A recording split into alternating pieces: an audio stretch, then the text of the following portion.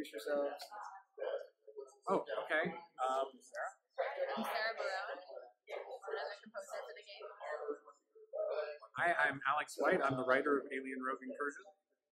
Like, what inspires you? What sounds like really like kind of tie into this xenomorph alien monster for you? Sure, yeah. So it was a very exciting project. You know, start thinking about a concept for the sonic palette, and I wanted to do something that, in a way, called back to some of the iconic scores that everyone loves, but in a new, immersive VR context. So I had a lot of fun experimenting with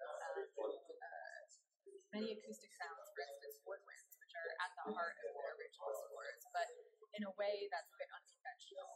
So I worked with several woodwind players, specifically one who's based in Greece. His name is John Bennett. He's incredible, and he plays his instruments. He has a variety of woodwind instruments, and he plays them in ways that are very non-traditional. So, for instance, one of the main motifs of the score has become this sound that we're calling this call and response sound, which is like basically him singing through a flute while playing an effect, which I've then processed with electronics, and it sort of sounds a bit like a cry, a bit like an alarm.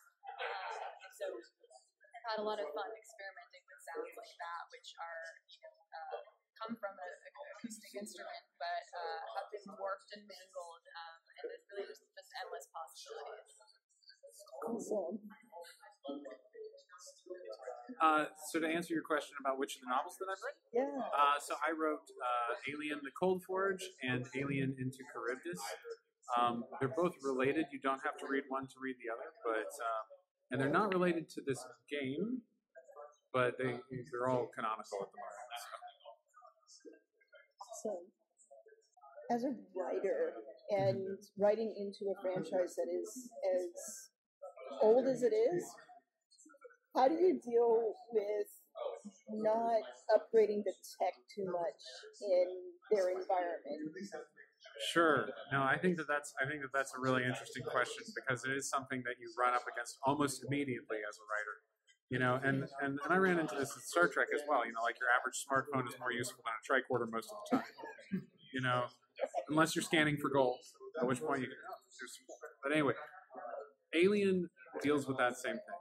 And one of the things that I think has been the most successful approach is to just go ahead and admit that the used future is an anachronism, and that the technology that we're seeing portrayed there and the set dressing that we're seeing portrayed there is a reflection of what we are used to as fans, not necessarily what space travel is going to be like in whatever year.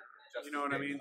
I think that there is an aesthetic that is really important that people are expecting to see, and that if we were to go back and make the tech exist that didn't exist, it wouldn't really be that exciting for me.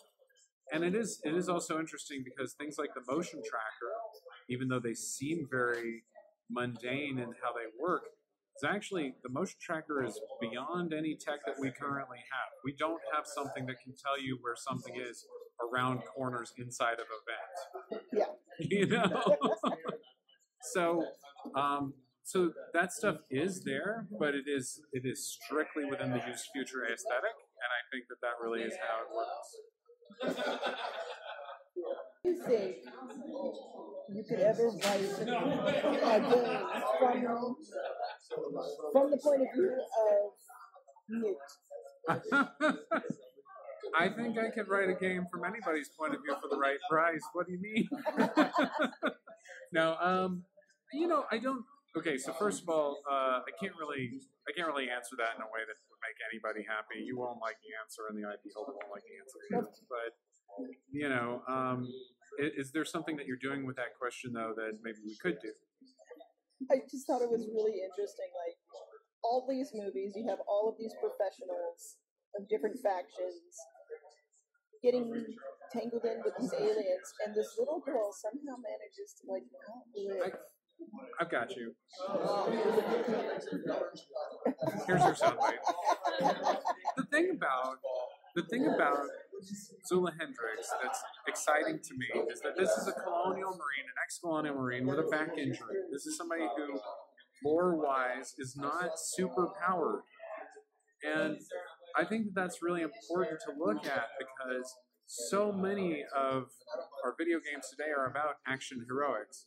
But in VR, I mean, you are limited mobility-wise to the things that you can actually pull together. And so Zilla Hendricks is an interesting protagonist because she doesn't have superpowers. She has a back problem. And I think that that's really neat. I think that makes things more terrifying versus the alien. You can't just run away. You're not faster than them, you know? And you can't take a ton of hits either. You know, if it hits you once or twice, that's probably it. You know, and so because of that, the terror level in the game is going to be very high.